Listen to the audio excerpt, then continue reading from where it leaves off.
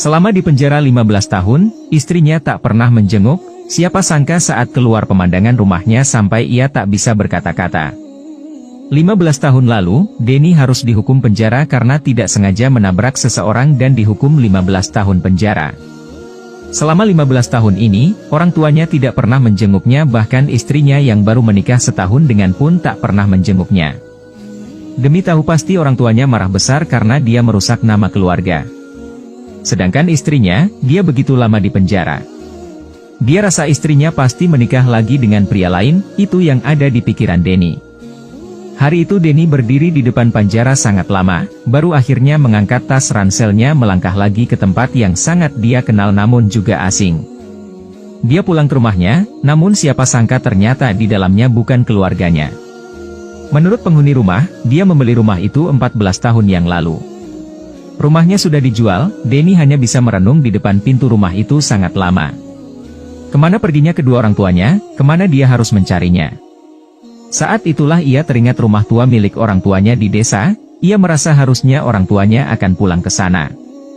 Akhirnya Denny pergi mencari teman lamanya untuk meminjam uang. Siapa sangka temannya juga sudah tidak tinggal di tempat yang sama.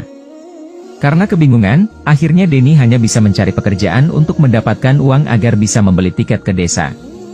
Tapi karena dirinya baru keluar dari penjara tidak ada tempat yang memberinya pekerjaan, sampai akhirnya Denny hanya bisa menjadi buruh bangunan. Setengah bulan kemudian, dia mendapatkan gajinya dan langsung membeli selembar tiket pulang ke desanya. Waktu turun dari bus, ia melihat ke sekitar. Ini adalah rumah lama yang tak pernah dia datangi selama lebih dari 15 tahun. Dia kemudian perlahan melangkah sampai ke depan rumahnya namun ia tidak berani masuk, akhirnya dia hanya diam depan rumah, sampai ada seorang remaja yang memperhatikan dia kemudian bertanya siapa dia. Denny kaget, kemudian dia melihat anak remaja itu. Usianya mungkin 14 tahun, dia menggendong tas sekolah. Setelah terdiam sejenak, dia bertanya apakah rumah ini adalah rumah Bapak Sudin, ayah Denny?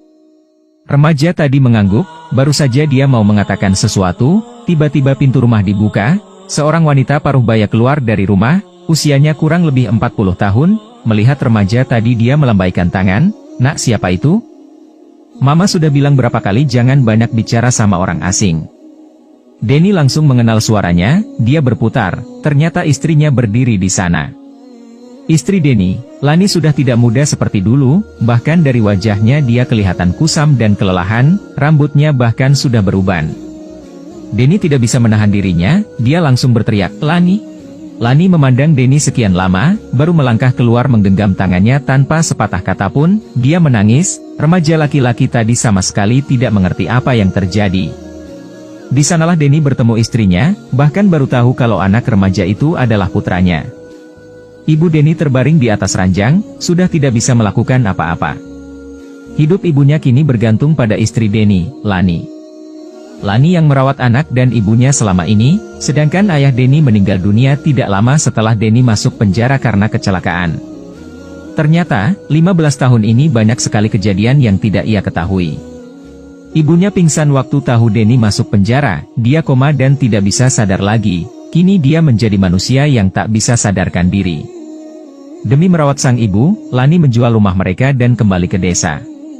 Sambil merawat ibu mertua, Lani yang sedang hamil besar harus bekerja sendiri.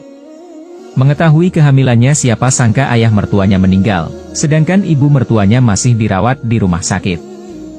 Dia tidak punya waktu untuk menjenguk Denny, dia sibuk merawat ibu mertuanya sampai pindah ke desa. 15 tahun berlalu, Lani bahkan merasa bersalah karena tidak pernah menjenguk Denny. Sejak saat itulah, setiap harinya, Denny selalu bekerja keras demi istri, ibu dan putranya. Kini seberapa lelah pun, dia merasa amat bahagia, dia memiliki seorang istri luar biasa yang mengorbankan masa mudanya demi keluarganya. Anaknya hanya melihat dari samping, bahkan tak sanggup memanggilnya papa, namun Denny tidak patah semangat, dia selalu membina hubungan secara perlahan dengan putranya.